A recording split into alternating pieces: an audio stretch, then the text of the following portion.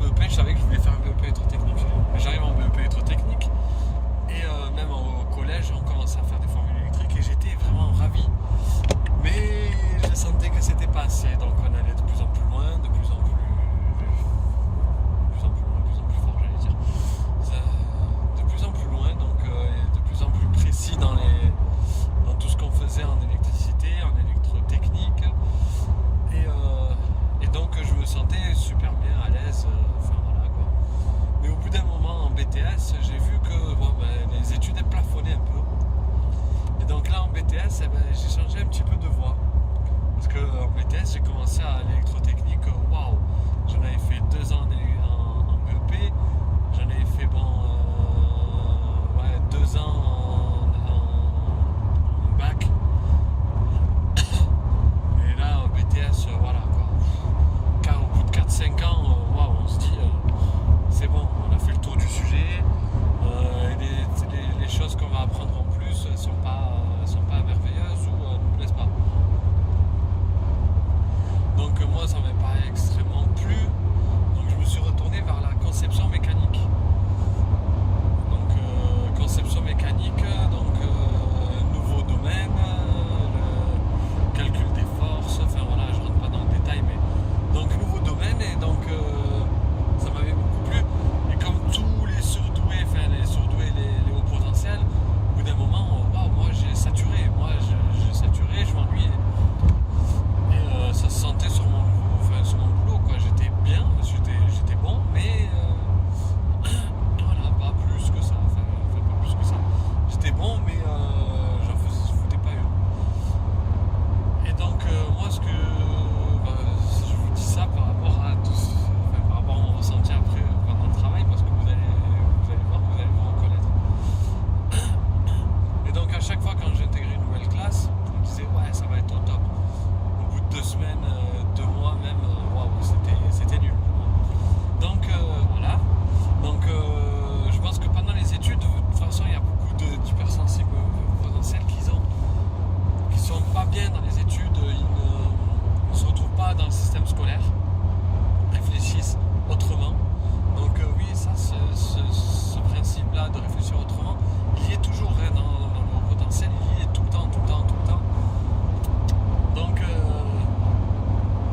voilà. Donc c'est vraiment pas facile à expliquer comme ça. Je m'embrouille beaucoup, excusez-moi, dans cette vidéo. Donc, une fois arrivé sur le marché du travail, on va essayer de se recalquer sur le marché du travail. Donc les hauts potentiels, déjà, ils ont un gros souci, c'est qu'ils ne se mettent pas en valeur. Ils ne se mettent pas en valeur, pas parce qu'ils n'ont pas, pour eux, c'est pas parce qu'ils n'ont pas de valeur, c'est que pour eux, ce qu'ils font au travail ou ce qu'ils font vraiment dans le milieu du travail est normal. Pour un haut potentiel, aller travailler et faire quelque chose d'extraordinaire pour quelqu'un de normal, eux, ils le prennent comme quelque chose de normal, justement. Donc ils ne prennent pas comme quelque chose d'extraordinaire.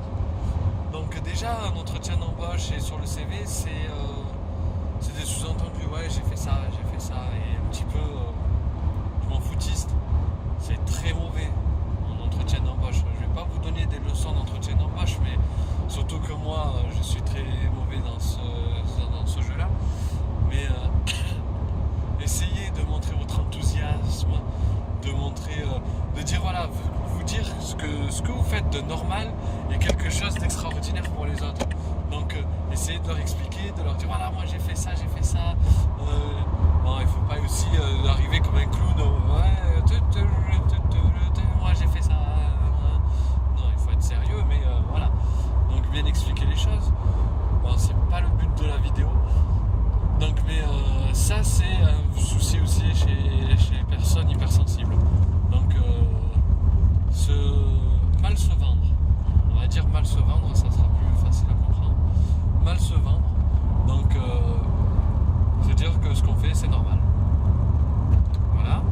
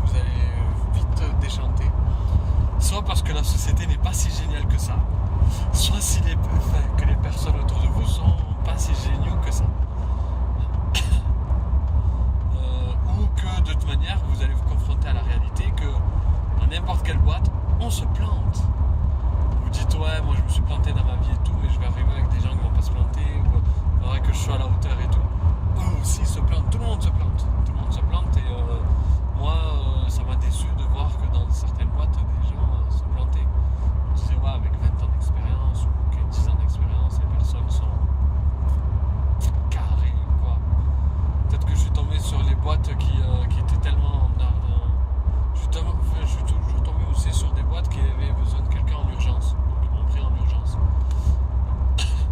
Sauf que ouais, après t'es déçu quoi. Moi j'ai été déçu par ça.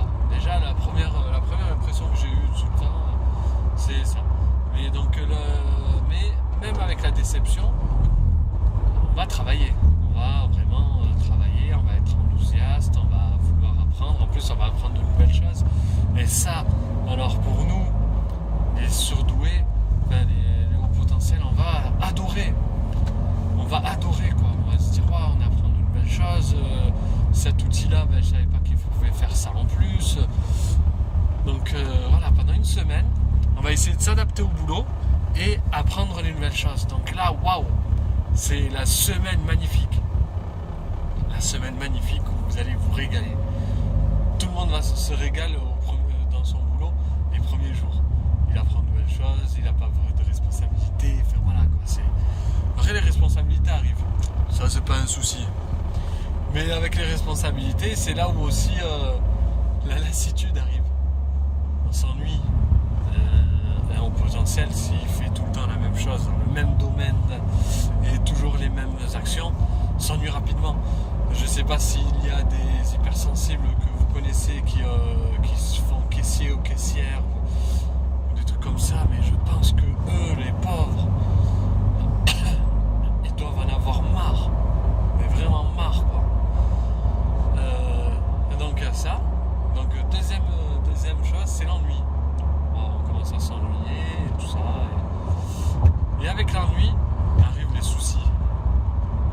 Vous allez faire votre boulot bien, mais un jour vous allez vouloir dire à votre chef, bon ben là je vois que dans la procédure on fait ça. On fait A, B, C, D, E, F, ou 1, 2, 3. Mais là, par exemple, le D, on pourrait l'incorporer dans le E, ou dans le E ne sert à rien après le D, ou on devrait les inverser, ou avant de faire tout ce qu'on est en train de faire, au lieu de le faire à chaque fois pour tous les plans, enfin, tous les plans, je suis tout le temps dans mon délire, dans ma façon de penser, on travaille avec des plans, parce que moi je travaille beaucoup avec des plans, dessinateur industriel, voilà. Encore une info sur moi, petit indice. Donc on va faire quelque chose de répétitif par exemple.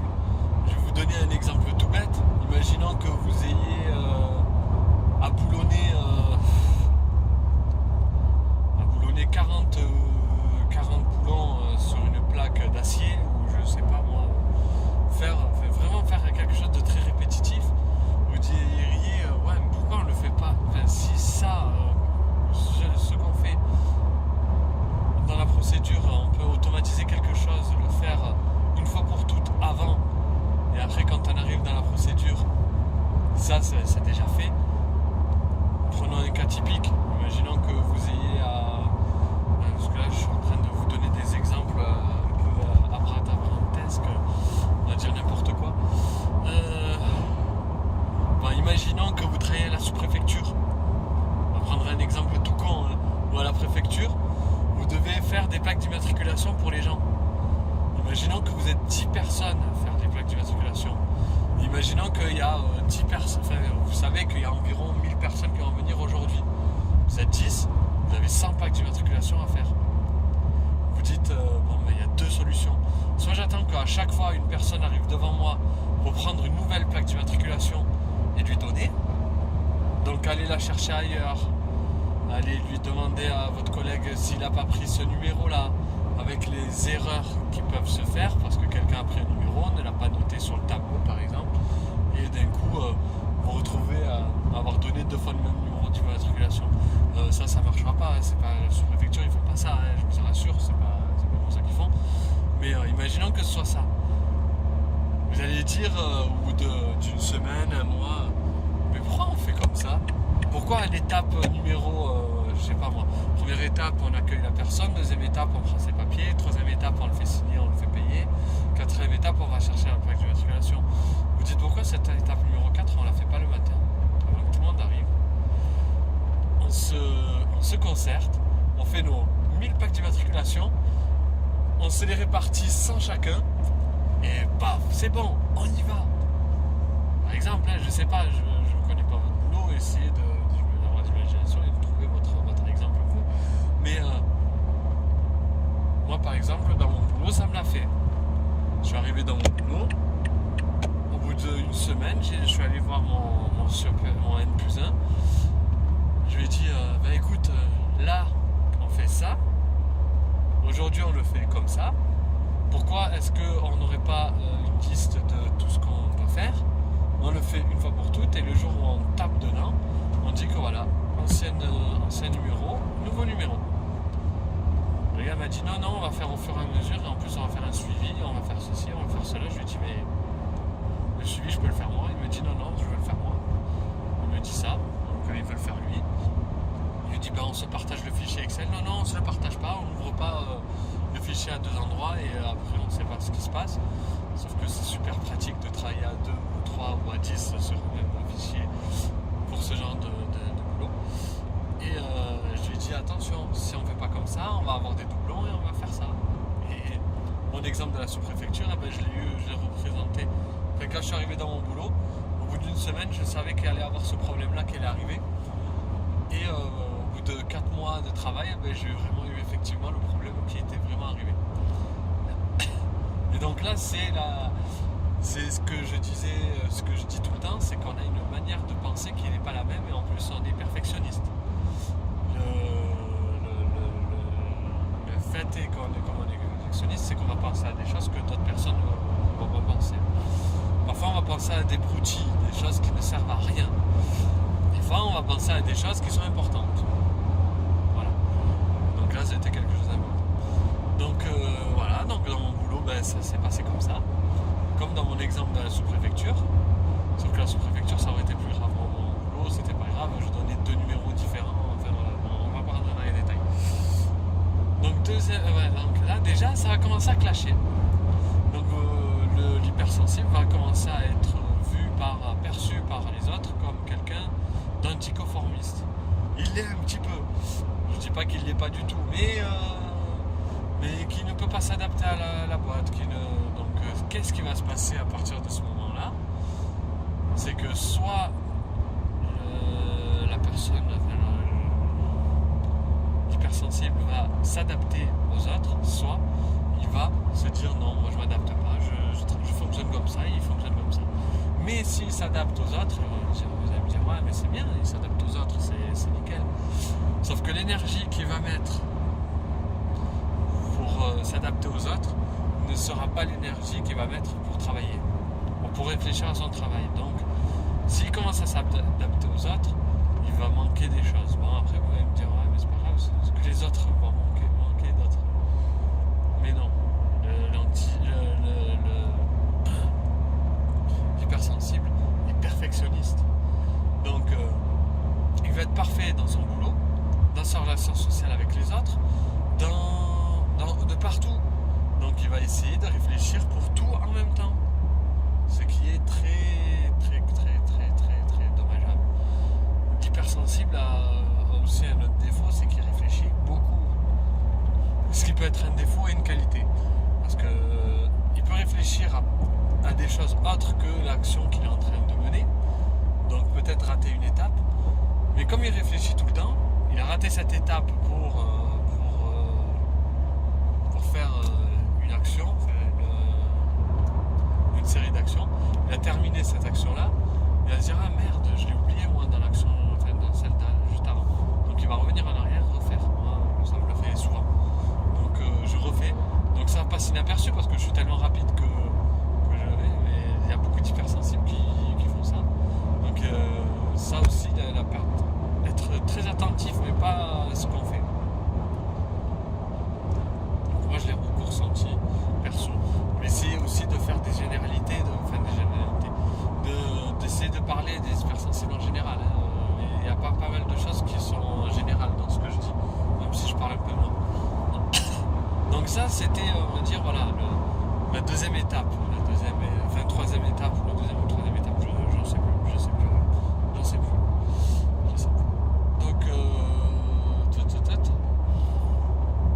Donc, étape suivante. Étape suivante, c'est réprimande peut-être. Ah, t'as mal fait ton boulot ici. Ah, t'as mal fait ton boulot là. Et là, l'hypersensible va se dire, mais je suis bon à rien. Ce truc-là que je pensais savoir faire, je sais pas le faire. Mais c'est juste que l'hypersensible n'aime pas la répétition. Répéter, c'est, comme le disent très bien les informaticiens, répéter, c'est pour les ordinateurs. Si vous devez répéter une action tout le temps, vous mettez un ordinateur devant, il le fait, il sait très bien le faire. Je sais pas s'il y en a beaucoup d'entre vous qui font de la programmation, mais ceux qui font de la programmation savent de quoi je parle. Si demain vous arrivez à faire un programme qui ouvre, par exemple, vous devez travailler dans une boîte, que vous devez changer quelque chose dans un fichier Word qui est bien fichu, par exemple le titre il est en rouge, vous devez le changer en vert. Si vous êtes bon en informatique, vous allez faire une macro sur Word, vous ouvrez le truc, ça ouvre le truc tout seul, les fichiers tout seul, ça change le titre de la couleur que vous voulez, et après ça referme tout seul. Les 1000 fichiers que vous deviez faire vous en, je sais pas, peut-être 2, 3 ou 10 jours, ça l'aura fait en 5 secondes, en 5 minutes. Répéter, c'est pour les machines. Et les surdoués, les hauts potentiels se disent, ouais, mais on me prend pour une machine. Et être comparé à une machine pour une personne, je sais pas si pour vous, c'est glorifiant, mais moi, on me dit de moi, t'es un robot. Non, je suis pas un robot. J'ai des sentiments, des émotions, j'ai une conscience.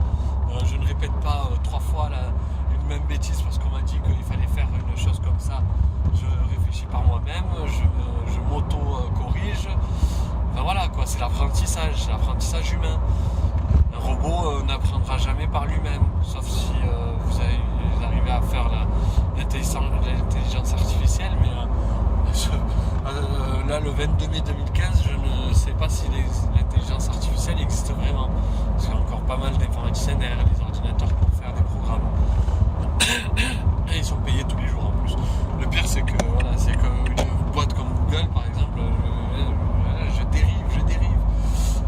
Une boîte comme Google qui fait pas mal d'autres choses, pas que du moteur de recherche.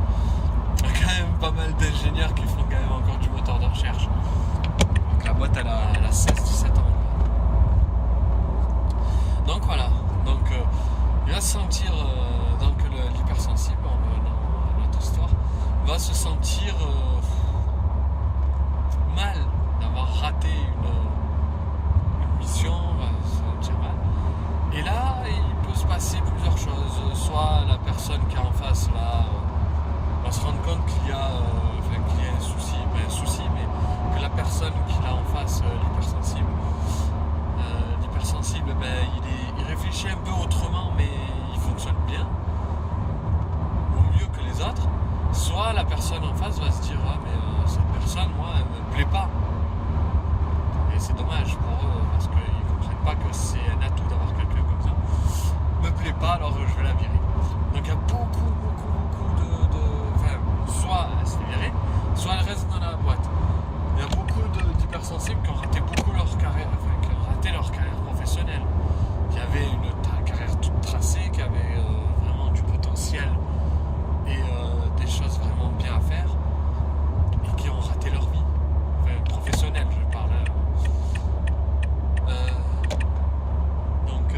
Ce que je voulais dire, c'est que voilà, c'est compliqué d'être en société pour les hypersensibles. Donc en société, en entreprise ou en société tout court. Donc voilà, il y a des personnes qui se font virer, il y a des personnes qui y restent. Ils vont rester et peut-être que même ils vont trouver du bonheur dans leur boulot pendant un certain temps. Ils vont se dire ouais, j'ai des collègues de travail qui sont bien, ou j'ai des horaires qui sont bien, ou quoi d'autre comme avantage, ouais, j'ai une voiture de fonction, ouais, j'ai un bon salaire, oui, je fous rien mais je suis payé. Enfin voilà quoi, ils peuvent se contenter de ce qu'ils ont. Sauf que la nature nous rattrape toujours. Se contenter c'est pas bon pour eux. Ils ne peuvent pas se contenter d'un boulot minable, sans avoir à prendre de décisions, sans avoir à créer des choses, sans avoir à faire des choses, des choses intéressantes pour eux. Beaucoup de hauts potentiels se découvrent ne pas être au bon endroit au boulot, quoi. Donc qu'est-ce que je voulais dire de plus? Qu'est-ce que je peux dire de plus? Oui, alors le haut potentiel, s'il reste dans une entreprise, surtout si, comme je vous ai dit au tout début, au bout d'une semaine, il commence à trouver des failles dans le système et que personne ne l'écoute, va se sentir rejeté par l'entreprise aussi. Donc rejeté par l'entreprise, va se dire cette entreprise se croit valoir mieux que moi je suis mieux que moi. Et pas mal de hauts potentiels peuvent démissionnent de certains boulots. Il y a beaucoup de hauts potentiels qui, dans leur vie professionnelle, se font virer et partent d'entreprise assez régulièrement. Il y a beaucoup de témoignages sur le net. J'ai eu un témoignage sur le net de quelqu'un qui avait dit ça, quoi, qui avait dit moi, ma vie professionnelle s'est résumée. Enfin, en gros, je me suis fait virer plusieurs fois et moi aussi je suis parti certaines fois de certains boulots.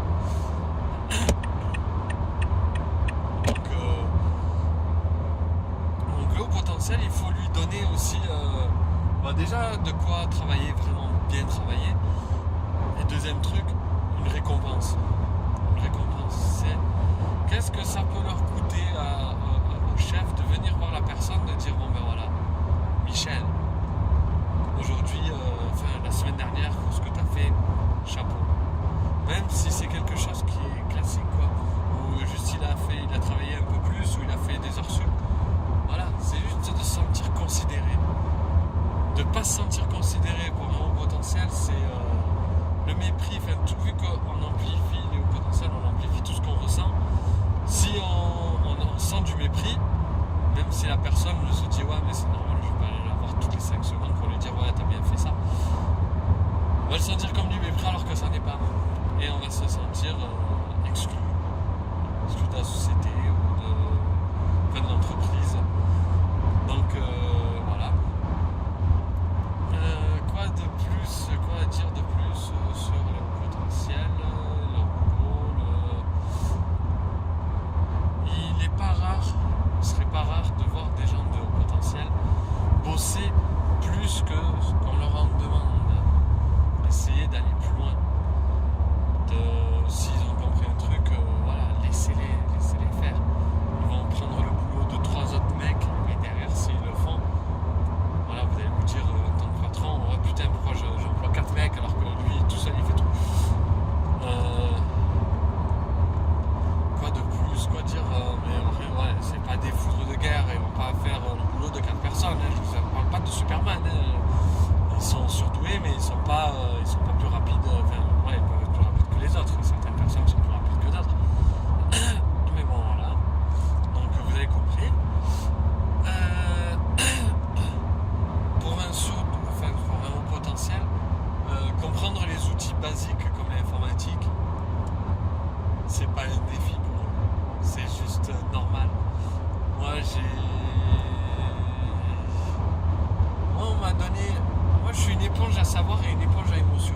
J'ai tendance à dire que les hauts potentiels sont des éponges. Donc le haut potentiel par exemple va être une éponge à savoir. C'est l'enfant surdoué quand il est petit, il regarde la télé, il sait qu'il y a tant de planètes dans le système solaire, alors que la plupart des adultes ne le savent même pas. Ils peuvent même vous expliquer des choses que vous ne savez pas du tout, quoi. Vous devez être à la hauteur de vos 40 ans, peut-être quelqu'un qui est à la hauteur de ses 40 ans, et un enfant de 10 ans va lui expliquer quelque chose qu'il n'a jamais rien compris. Donc voilà, c'est comme ça, c'est les façons de réfléchir. Et donc moi, on m'a appris vite fait à faire du Excel, du Word, et moi je suis allé plus loin. Je maîtrise quand même Excel. Je vais pas dire que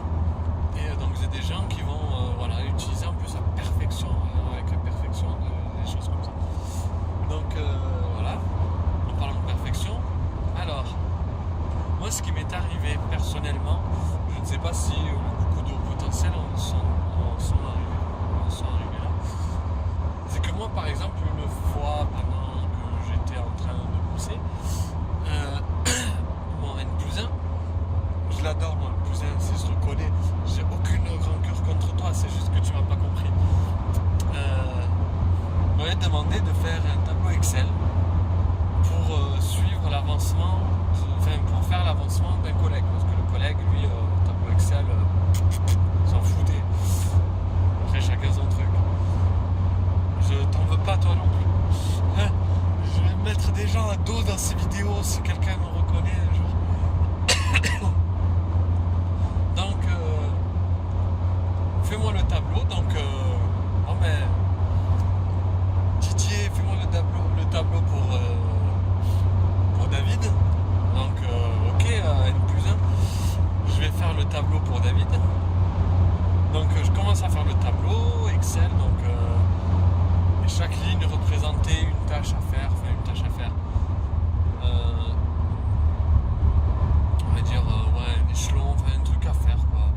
C'était tout le temps répétitif, donc c'était tout le temps la même chose à faire, mais il fallait les faire. Donc, il fallait suivre si c'était fait ou pas. Donc moi je fais le tableau et je me dis je vais rajouter une petite fonction. On fait pas un tableau Excel sans fonction. Voilà, pour moi c'est comme si vous utilisiez vous utilisez un ordinateur pour démonter votre carbu, démonter votre voiture. Non, mais ça n'a aucun rapport. Voilà quoi. On fait un tableau Excel, c'est pour mettre des formules qui sont dynamiques. Il n'y a rien de plus triste qu'un tableau Excel qui a été rempli à la main. Imaginez faire le total tout en bas, à la main. Chaque fois que quelqu'un change une ligne, il doit tout recalculer. Non, c'est dynamique, ça doit être... ça doit faire des choses belles, quoi. Excel, c'est fait pour faire des choses belles et fonctionnelles. Et donc, moi, à la fin d'avoir fait ça, je lui dis, moi, je vais rajouter ce petit truc. Ah, mais non, mais Didier, c'est pas mon prénom, Didier. Didier, toi, quand on te demande de faire un truc simple, tu fais compliqué. J'avais pas la réponse ce jour-là, mais j'aurais dû lui dire, comment est-ce que tu veux demander à quelqu'un de... En plus, j'allais lui dire un truc du genre, tu sais que je fais compliqué, pourquoi tu me demandes à moi? Si tu veux faire simple, et que toi, t'es simple, fais-le toi. Tu demandes à quelqu'un qui est compliqué de faire quelque chose de simple. Non, ça n'existe pas. Et en plus, je te fais quelque chose de... Pour moi, faire les formules, c'est pas compliqué. Pour toi, c'est compliqué de faire les formules. Mais à la fin, je te fais un truc qui t'affiche un résultat simple. Stop. Quoi, que demande le peuple de plus, quoi? C'est comme si demain... Le gars, en fait, il m'a fait... Il avait Google en face de lui. Faites-moi un moteur de recherche, mais simple. Google est simple, mais derrière, il y a des algorithmes, des serveurs. Vous tapez une recherche sur Google, mais même juste aller sur Internet. Pour tout le monde, c'est simple d'aller sur Facebook. Facebook.fr, vous tapez votre mot de passe, votre login, c'est simple. Sauf que, avant que les informations arrivent jusque là-bas, c'est passé par votre ordinateur qui a décodé les A, les B, les C, tout, qui les a transformés en ASCII. Du ASCII, il les a transformés en binaire. Du binaire, les a mis dans des paquets.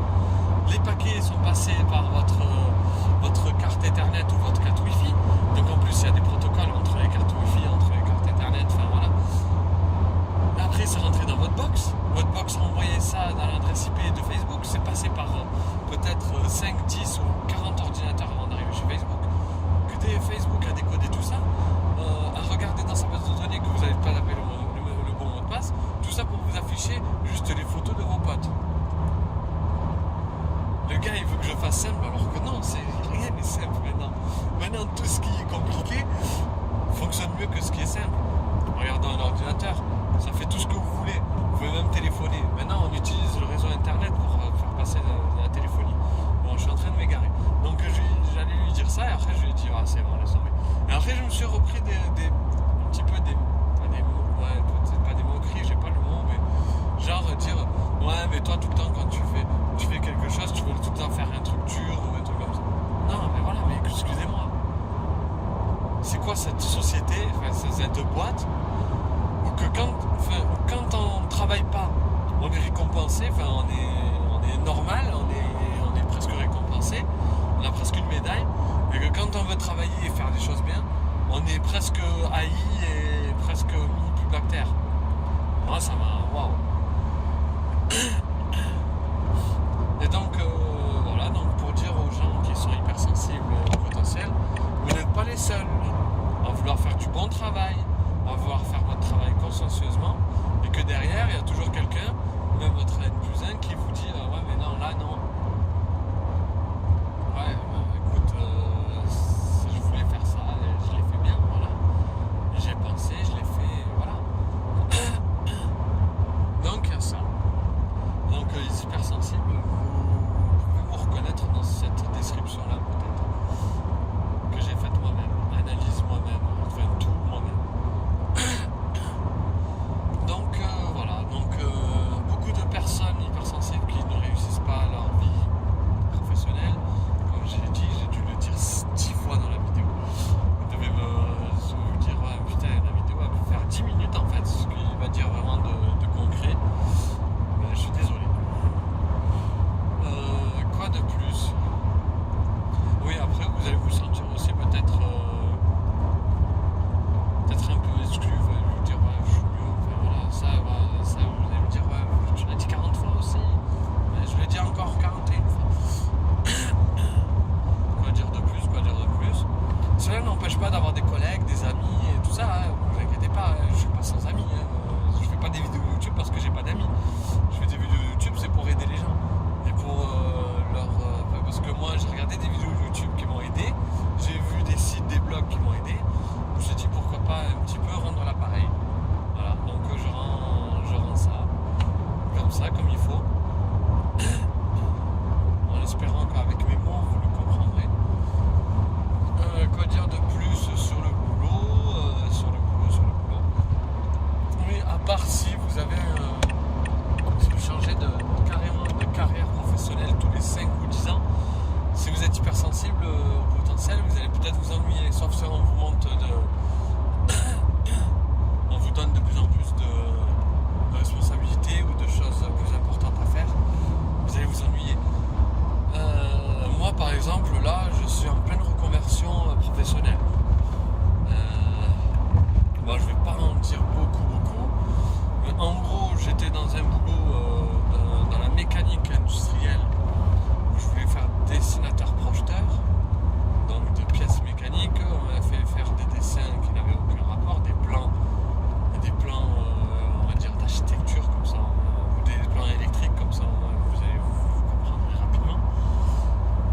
Je vais pas rentrer dans le détail. Et donc moi ça m'a ennuyé. Donc j'ai regardé pour faire vraiment dessinateur projeteur, alors que j'ai eu quand même 3 ans d'études après le bac. Hein.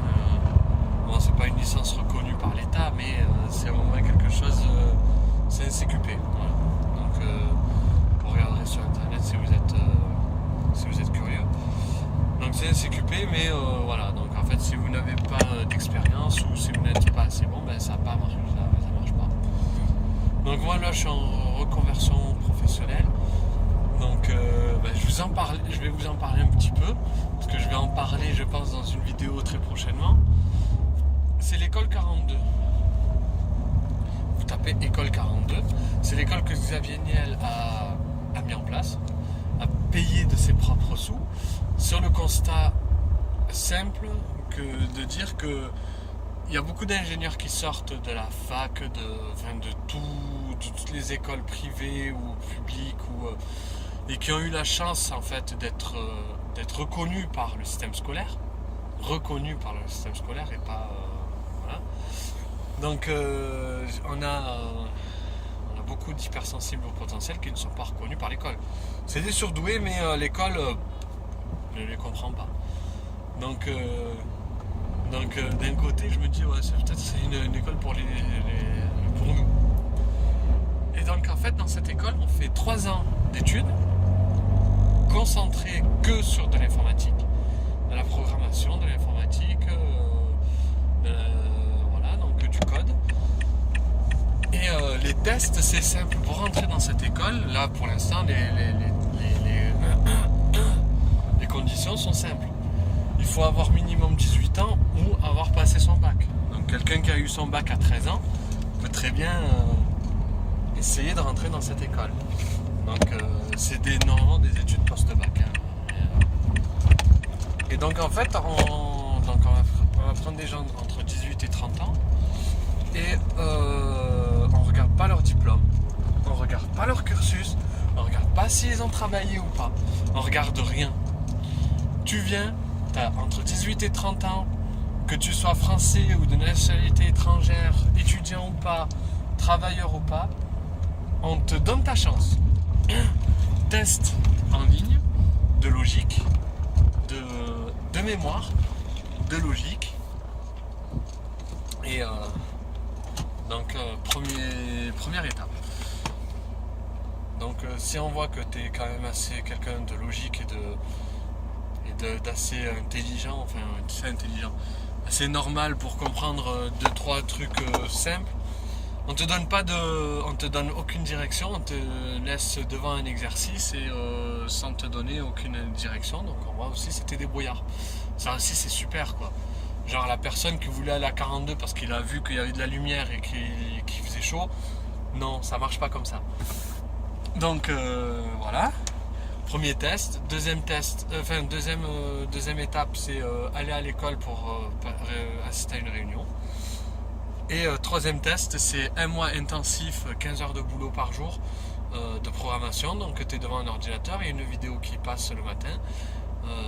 On te donne une vidéo, on te dit voilà, tu vas apprendre à faire ça et tu dois te démerder tout seul. Il y a des profs qui passent, mais ces profs-là ne s'arrêtent pas pour te parler, t'aider.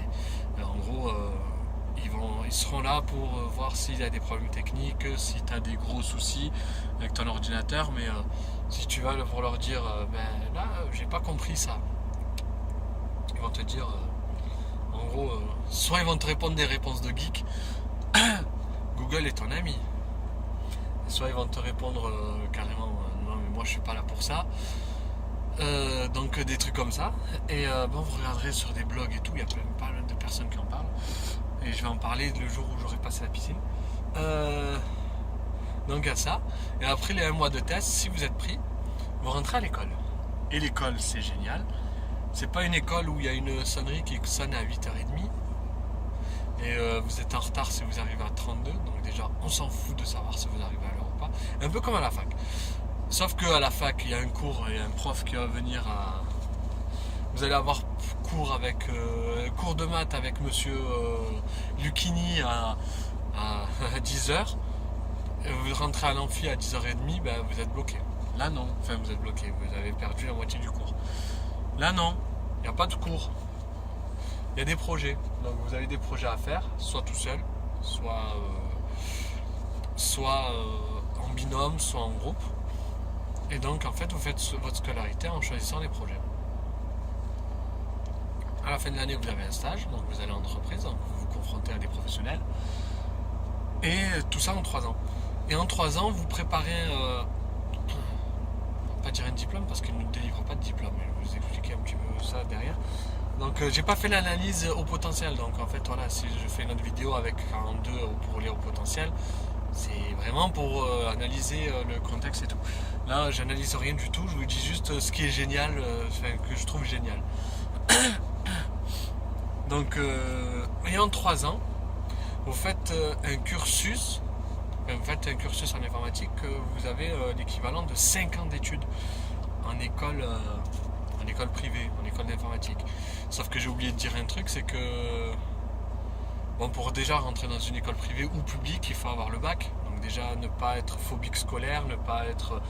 voilà quoi, donc pour les hypersensibles, déjà c'est des conditions qui sont très difficiles à tenir. Et après avoir eu le bac, il faut avoir de l'argent. Il faut presque être né avec une cuillère d'argent dans la bouche, ou sinon avoir des capacités d'aller travailler à l'école et après travailler à McDo par exemple, et avoir la chance d'habiter près d'une grande ville ou dans une grande ville, ceux qui habitent par exemple Paris, qui habitent Paris ou la banlieue et qui vont dans une école privée d'informatique, ça va être un petit peu plus facile pour eux. Sauf qu'il faut payer aussi entre 4 000 et 8 000 euros de frais de scolarité par an. Donc ça va être un peu chaud quoi. Donc là l'école de Xavier Niel, quand même faut dire c'est le patron de Free. Il s'est dit voilà, donc ce que je vous disais, moi j'ai des ingénieurs mais il n'y a pas de talent. Enfin pas de talent, voilà, j'arrive pas à trouver les gens qui me font vibrer, Et dans son entreprise, donc chez Free, un jour une nana lui a dit, a soumis l'idée, enfin pas lui a dit à lui, mais a soumis l'idée de faire une Freebox. Donc c'est elle qui avait inventé ce concept de Freebox, de faire vraiment le truc indépendant, illimité, enfin voilà quoi, le truc waouh, la révolution quoi. Maintenant à part quelqu'un qui vraiment ne veut pas internet, qui n'a pas internet à la maison. C'est un petit peu comme le smartphone maintenant, tout le monde a l'un dans la poche. Ou comme moi derrière le volant de la voiture pour faire des vidéos. Et donc il s'est dit mais comment ça se fait, c'est qui elle? Donc il va la voir et lui demande mais qui tu es toi, qu'est-ce que tu as fait comme cursus, qu'est-ce que tu... T'es pas ingénieur en informatique il me semble, donc qui es-tu, parle-moi un peu de toi. Elle lui a dit mais moi c'est simple, il y a 2 ans j'étais en train de vendre des hamsters. Et il s'est dit merde, moi j'ai des ingénieurs, j'en reçois tous les jours pour qu'ils viennent travailler chez Free et ils ont aucune idée. Enfin et le potentiel, voilà, ils ont peut-être du potentiel à travailler et tout, mais ils n'ont pas d'idée, ils n'ont pas de... Et il s'est dit ouais mais il y a pas mal de personnes qui sont peut-être pas bons à l'école, mais qui devraient être super bons en informatique, et nous on a besoin de talent et pas de compétences, enfin de compétences il faut aussi, mais il a besoin de talent, il y a peut-être beaucoup de talent qui est gâché dans tous ceux qui ne sont pas allés en école d'informatique. Et donc il s'est dit bon ben voilà, soit j'attends comme tout le monde que le gouvernement fasse quelque chose et que je leur dise, je leur envoie des lettres et qu'ils se foutent de ma gueule et ils disent ils font rien, soit je vais essayer de faire quelque chose de bien. Il s'est tourné vers Epitech, grande école d'informatique qui est payante, mais qui font un petit truc qui est super, c'est qu'ils appellent ça l'école de la deuxième chance. En gros, ils prennent des gens qui n'ont pas de diplôme, jeunes ou moins jeunes, je pense qu'il y a des moins jeunes, et ils leur apprennent le code informatique. Donc ils les prennent, comme ça, hop, on y va. Vous venez et on va vous donner une deuxième chance, comme le nom l'indique. Et ils se sont dit, ouais mais là, c'est peut-être... Xavier Niel s'est dit ouais mais c'est peut-être pas assez haut niveau, enfin peut-être c'est pas assez haut niveau, ou il s'est dit pourquoi pas faire ça à plus grande échelle. Et il a fait l'école 42. L'école 42 pour résumer c'est un bâtiment je crois de 300 mètres carrés voire plus. Je veux pas dire de conneries, regardez sur internet, peut-être 1200 mètres carrés, je sais pas. Dedans vous avez, non peut-être 1200, là, peut-être j'exagère un peu. Bon, on va regarder sur internet. Dedans, vous avez du matos informatique. Ils ont commencé par mettre 1000 Mac, donc flambant neuf. Ils ont fait quoi d'autre pour cette école? Ils se sont dit, il s'est dit voilà, l'un des freins c'était l'argent. Donc le frein de l'argent, il a débloqué en faisant que l'école soit gratuite. Donc il donne tout l'argent de sa poche, quoi. Le mec, voilà. On peut se dire ouais c'est des salauds, les patrons ils prennent des sous, ils font rien pour leurs employés, sauf que là il a fait quelque chose de bien pour la société quoi. Il a quand même remplacé l'État, il a fait quelque chose de super. Il a fait tout ça. Donc notre barrière c'était le bac et les diplômes, donc pas de diplôme on s'en fout, on te teste nous, on verra ce que tu vaux. Viens et on voit ce que tu vaux. En gros c'est ça. Ça serait bien à l'école ça. Viens et on voit ce que tu vaux à la fac, truc, ceci, cela. Voilà. Ça c'est une réflexion qu'il faudrait voir. Peer-to-peer, donc en fait il faut travailler ensemble, donc pas de prof mais tu travailles avec les autres élèves. Quoi d'autre qui est génial, enfin voilà, franchement voilà, c'est génial quoi, y a rien à dire. Et d'autres freins c'est pour ceux qui sont en banlieue maintenant, vu que depuis 2 ans que l'école fonctionne et qu'on voit que les gens qui travaillent dans cette école, de toute façon qui sont rentrés dans l'école c'est qu'on sait qu'ils sont bosseurs. Qui travaillent dans cette école trouvent du boulot. Donc ils ont un partenariat avec la Société Générale qui fait des prêts étudiants aux gens qui rentrent à 42. Et 42, l'école 42 se porte garante de du remboursement du crédit. Donc ils n'ont pas fait les choses à moitié, ils ont fait les choses vraiment bien. Et je vous expliquerai, si c'est fait pour les hauts potentiels, hypersensible au potentiel, parce que c'est quand même assez dur. Moralement, psychologiquement, enfin voilà quoi. Bon, c'est quand même assez chaud. Voilà. Donc quoi dire de plus? Bon pour le boulot, je vous ai j'ai quand même peut-être fait le tour de ce que je voulais dire. Si vous avez des commentaires à mettre pour cette vidéo, je vous invite à les mettre. Si c'est pas constructif, genre dire ouais ta vidéo elle est pourrie, non. Mettez voilà, bon tu devrais améliorer ci, tu devrais améliorer ça. Donc quoi d'autre à dire, quoi de plus à dire pour le boulot je vois pas, pour l'école 42 je crois que j'ai fait le tour. Voilà. Donc si vous êtes dans un boulot qui ne vous fait pas rêver, ne faites pas la bêtise comme moi de partir sans avoir quelque chose derrière. Enfin, moi j'ai eu quelque chose mais de temporaire derrière et je vais peut-être reprendre l'école 42, peut-être une autre école. Bref, je vais pas parler que de ma vie. Donc j'ai même pas encore passé les tests pour l'école 42 que je m'y crois déjà dedans. Et donc faites attention et essayez d'aller voir des associations qui font des choses pas mal. Les Fab Labs. Vous en avez un qui s'appelle le Petit Fab Lab de Paris. Vous avez pas mal de Fab Labs partout en France. Et allez leur demander comment fonctionne l'imprimante 3D, comment fonctionne Arduino. Arduino, quelque chose de très bien pour les gens qui ont beaucoup de logique. Ça va vous apprendre en plus à coder. Donc pour ceux qui veulent aller retourner enfin qui ont moins de 30 ans et qui veulent faire l'école 42, ça peut être un petit départ. Voir si ça vous plaît. Vous pouvez faire des cours en ligne. Il y a beaucoup de MOOCs. M-O-O-C-S. M-O-O-C, même MOOC. C'est des cours en ligne donc d'université. Donc vous avez l'université de Lausanne, vous avez pas mal d'universités. Si vous parlez anglais, vous avez le MIT, tout ça. Donc vous pouvez reprendre des études par correspondance. Et peut-être reprendre vos études tout court. Soit reprendre vos études tout court si vous êtes encore assez jeune, soit prendre des cours du soir. Il ne faut pas se dire que c'est trop dur pour vous. Faites-le. Et si ça vous permet de vous débloquer professionnellement et de trouver un autre boulot, ben ça va être génial. Si vous trouvez un autre boulot qui vous intéresse plus que le boulot dans lequel vous êtes et que vous vous ennuyez, vous allez vous régaler. Quoi dire de plus pour le boulot, les formations. Voilà, donc n'hésitez pas à m'envoyer des commentaires, des mails, je vous donnerai mon adresse mail. Donc qui est faite spécialement pour ça. Je suis aussi sur Twitter, donc je mettrai sur ma chaîne YouTube mon Twitter, mon mail. Voilà, donc en espérant que cette vidéo vous a fait du bien plus que du mal par rapport à mes bafouilles, ma façon d'être brouillon, d'être... Voilà, je suis vraiment désolé, je suis pas un professionnel de YouTube.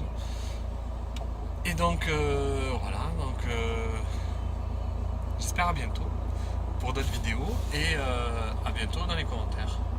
Au revoir à tous et à toutes.